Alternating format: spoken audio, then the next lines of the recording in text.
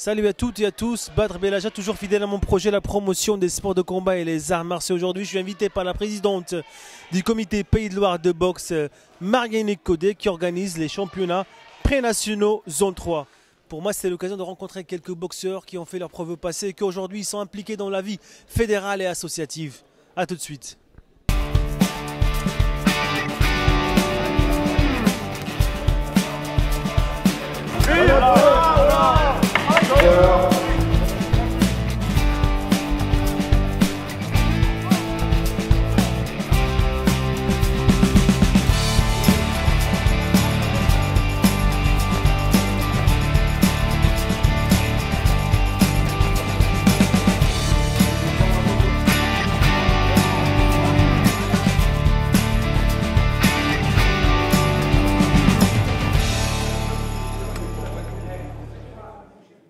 Bonjour à tous, Jean-Louis Mandang, ex-champion de France pro, champion de France en amateur aussi, sélectionné olympique, j'aurais dû commencer par là, vice-champion d'Europe.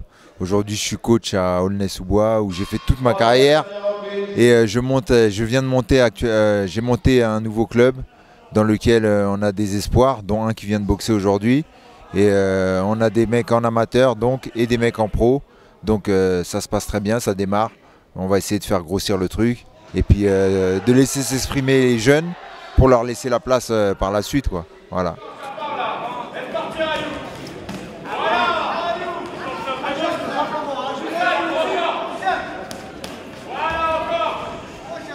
Alors moi, de toute façon, déjà pendant ma carrière, j'avais sécurisé un petit peu ma situation professionnelle en rentrant à la mairie d'Aulnay-sous-Bois et en passant mes concours. Donc je suis toujours à la mairie d'Aulnay-sous-Bois, j'ai passé mes concours et donc là maintenant j'ai monté avec des partenaires une association à Aulnay-sous-Bois, un club, en l'occurrence le Kmaza Box, qui a vocation à devenir l'ABC, Aulnay Boxing Club, et on espère qu'on va développer ça pour former toujours de plus en plus de jeunes et faire avancer le schmilblick comme on dit. Voilà. Alors l'objectif de l'association, c'est de devenir un partenaire incontournable des partenaires privés comme publics du 93. Faut savoir que Aulnay-sous-Bois, comme beaucoup de villes de banlieue, vont rentrer dans ce qu'on appelle la grande métropole. Par rapport à la réforme des collectivités, maintenant il va y avoir des grandes métropoles. Et donc nous, Aulnay-sous-Bois, on est une ville qui est assez stratégique parce que bien placée. Avec pas mal de grosses entreprises et surtout Roissy à côté et Paris pas loin. Donc c'est une ville, on va dire, d'avenir, un gros potentiel avec la jeunesse. Et donc c'est une ville sur laquelle il y a du potentiel. Donc on va essayer de développer des projets là-bas. Là-bas et ailleurs d'ailleurs, dans toute l'île de France. Voilà.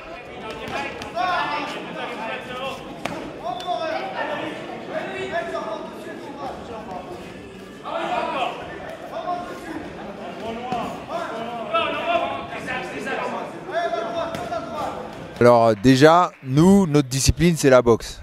Nous, ce qu'on veut, c'est que les gens fassent du sport en général. La boxe en particulier, c'est une discipline qui a des valeurs éducatives indéniables, indéniables. Et contrairement à ce qu'on croit, bon, il y a des clichés qui ont la dent dure, qui disent que la boxe, sport de combat, sport de racaille entre guillemets, alors que pas du tout. C'est vrai qu'a priori, ça attire les enfants un petit peu difficiles, mais bien souvent, c'est pas eux qui restent. La boxe c'est une discipline avant tout et discipline et racaille en général ça va pas tellement ensemble. Bien sûr, mais déjà entrer dans une association sportive, association en général et association sportive en particulier, c'est déjà le début d'une réinsertion de toute façon. Donc bien sûr que c'est le but, c'est que les gens se réinsèrent par le sport et voilà, ça peut donner, on sait très bien, il y a 10 jeunes qui rentrent dans une salle de sport ou de boxe. Il n'y en a pas 10 qui vont être champions, faut pas rêver. Mais si les 10 arrivent à faire un parcours professionnel, sportif ou autre, en étant passé par la salle de sport, bah c'est bon, on a gagné.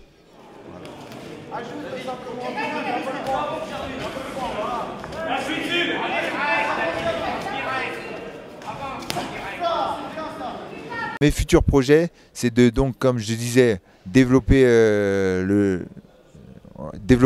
la salle de sport, trouver On a toujours ce rêve secret de trouver les pépites du futur. Voilà.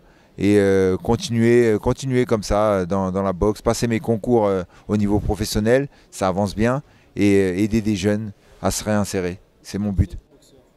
Pour les jeunes boxeurs, bien s'entraîner, bien penser à récupérer quand on travaille, parce que le travail sans récupération ne sert à rien. Voilà. Les boxeurs ont tendance à trop s'entraîner et à ne pas penser à la récupération, alors que c'est primordial. Si on a fait un bon travail, on s'est bien entraîné, de toute façon, sans ça, on n'obtient rien. Mais par contre, si on n'a pas bien récupéré, bien souvent les blessures et les contre-performances viennent souvent d'un manque de récupération.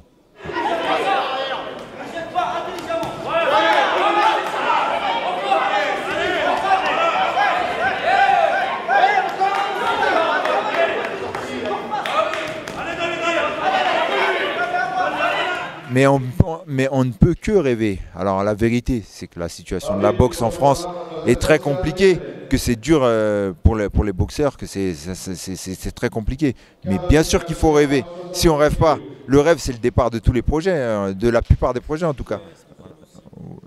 Moi je pense que ça repartira. Moi, je pense que ça repartira. La boxe est un petit peu dans le trou et commence à sortir la tête de l'eau.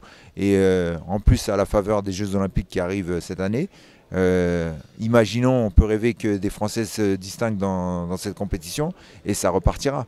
La boxe, c'est un sport universel avec des valeurs universelles. Donc moi, je pense que la vie, c'est pas un combat. Ouais, donc à l'image de la boxe. Voilà.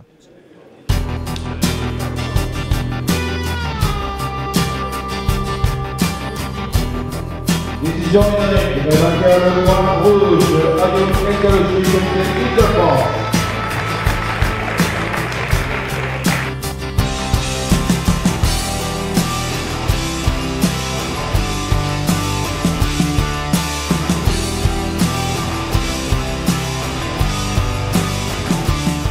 Voilà, quand on a une vie de famille, c'est pas évident d'être tout le temps en déplacement pour la boxe, mais au moins il y a ce plaisir de rencontrer du monde, la famille de la boxe déjà, et rencontrer des gens qu'on n'a pas vus depuis quelques années. Et donc bien sûr que ça me fait plaisir de faire cette interview, puisque je connais l'intervieweur et ça me fait très plaisir de le voir. Voilà. Voilà, et ben un petit mot pour Boxing, hein. Gros big up à Boxing Back TV et continuez à vous développer, continuez à nous suivre.